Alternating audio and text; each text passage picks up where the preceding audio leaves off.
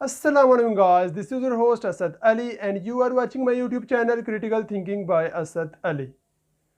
तो गाइस आजकल जो रेप केस है, motorway rape case, motorway incident, उसके बारे में काफ़ी मुख्तलिफ तरह के इंकशाफात हो रहे हैं।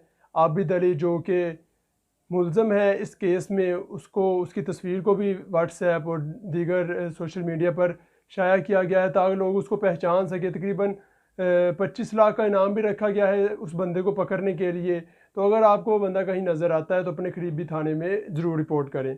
तो अब बात कर लेते हैं कुछ हक़ाइक़ की। अब ये वाक़या हुआ है, औरत के साथ ज़्यादती हुई, डकैती हुई और वो चले गए।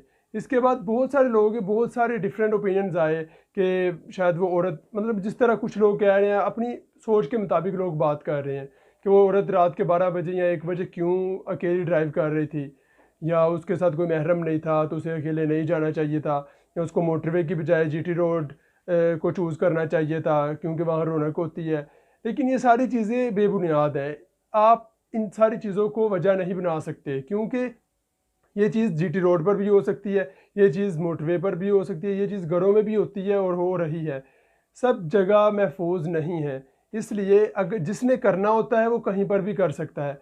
और अब बहुत सारे लोगों का ये ओपिनियन है कि उस बंदे को पकड़ कर हैंग किया जाए, पब्लिकली उसको डेथ दी जाए, उसको हैंगिंग की जाए पब्लिकली। लेकिन मैं भी यही चाहता हूँ कि उसको ये किया जाए, लेकिन ये इट्स नॉट इनफ, ये इनफ नहीं है। मतलब एक बंदे को लटका देंगे तो ये जुर्म रुकने वाला नहीं है। लोग इस जुर्म को करने का तरीका चेंज कर लेंगे जिससे वो पकड़े नहीं जाएंगे, क्योंकि इस तरह आप एक को लटकाएंगे, 2 को लटकाएंगे, लोगों में थोड़ा सा खौफ तो आएगा, लेकिन वो उतना ही ज़्यादा अपना माइंड चलाना स्टार्ट कर देंगे। जिन्होंने जुर्म करना है उन्होंने करना है और वो अपने जुर्म करने का तरीकाकार चेंज कर लेंगे। इसलिए हमें अब क्या करना है, हमें और हमारे महकमों को ये करना है कि हमें मौका ही नहीं देना। अब मौका किस तरह नहीं देना, अब देखिए उस जगह पर जहाँ पे ये वाक़या हुआ है मोटरवे के ऊपर, वहाँ पर आप देख सकते हैं कि उनकी मोटरवे की सर्विस मौजूद नहीं थी। मोटरवे मोबाइल अगर वहाँ पहुँच जाती 10, 15, 20 मिनट में तो ये वाक़या मेरा नहीं ख्याल कि हो पाता। और वहाँ पर सुनसान और बियाबान, मतलब इस तरह का सीन था कि वहाँ पर ये सारी कार्रवाई हो सकती थी, इसीलिए हो गई। अब अगर बात करें आबिद अली की, जो कि मुलज़म है और जिसका नाम मीडिया में बहुत ज़्यादा वायरल है, अब उस बंदे का अगर बैकग्राउंड देखिए तो वो बहुत ही गंदा बैकग्राउंड है, बहुत ही करप्ट बंदा है। वो कत्लो कतलाम में उनका नाम आया है, उनकी सारी फैमिली ऑलमोस्ट इसी तरह की है। मैं रात को एक इंटरव्यू सुन रहा था जिसमें उनके गांव के एक नंबरदार जो कि वहाँ का हेड होता है, उनसे इंटरव्यू लिया जा रहा था। उन्होंने बताया कि अब तो वो इस गांव में नहीं रहते, कुछ साल पहले या कुछ मंथ पहले वो यहाँ से चले गए हैं, लेकिन उससे पहले वो जब वो वहाँ रहते थे तो सारा गाँव इस फैमिली से तंग था। अब उस फैमिली का करना क्या था, उन्होंने अपनी जायदाद के लिए अपने मामू का कत्ल किया, उनके चचा को भी किसी दुश्मनी में किसी दूसरे लोगों ने कत्ल कर दिया। मतलब कि कत्ल करना करवाना उनके लिए एक सिंपल सी बात थी। तो इसी तरह उनके साथ वाले गांव में भी एक डकैती हुई थी जहां आबिद अली ने की थी अपने साथियों के हमरा। उस जगह एक आदमी के सामने उसकी बीवी और उसकी बेटी के साथ भी इन्होंने इसी तरह ज्यादती की और डकैती भी की। उसके बाद हुआ ये कि इस बंदे के खिलाफ FIR भी हुई, चालान भी कटा, ये जेल भी गया। लेकिन इसका जो बैकअप था, उन्होंने उस फैमिली को इतना हरासा किया, इतना तंग किया कि उनको उसे माफ़ करना और बाहर निकलवाना पड़ा। उन्होंने कहा कि हम अपना बदला नहीं लेते और इस मुजरिम को बरी कर दें। चूंकि जिनके साथ ये कार्रवाई हुई थी और जिन्होंने मुकदमा दर्ज किया था वही लोग सुलह के लिए तैयार हो गए थे। अब उनकी सुलह की वजह यह थी कि उनको प्रेशराइज किया गया था और उनको मारने की धमकी दी गई थी। अब उस जगह अगर इस बंदे को लटका दिया जाता या कोई ऐसी बरतनाक सजा दी जाती तो मेरा नहीं ख्याल कि आज ऐसा होता। उस दिन उस वाक्य के बाद इस बंदे को इतना यकीन हो गया था कि ये अदारे, ये पुलिस, ये जज, ये जस्टिस हमें कुछ नहीं, हमारा कुछ नहीं बिगाड़ सकता। जिस तरह आज मैंने इस घर में एक बंदे के सामने उसकी बीवी और उसकी बेटी के साथ ज्यादती की है, डकैती की है, कत्ल वगैरह उनके लिए आम सी चीज़ थी, तो उसे नहीं डर था कि आज भी वो पकड़ा जाएगा। लेकिन इस केस में उसकी बदकिस्मती ये थी कि एक तो उसने वहाँ ये केस किया और उसके बाद उसके खिलाफ पूरा पाकिस्तान उठ खड़ा हुआ।